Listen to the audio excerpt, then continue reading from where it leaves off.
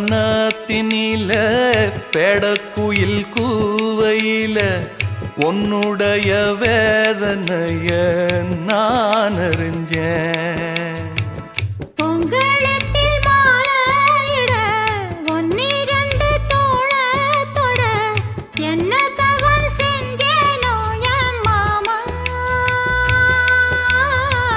வண்ணக்கிளி கையத்தொட சின்ன சின்ன கோலமிட உள்ள மட்டும் வழியே நானே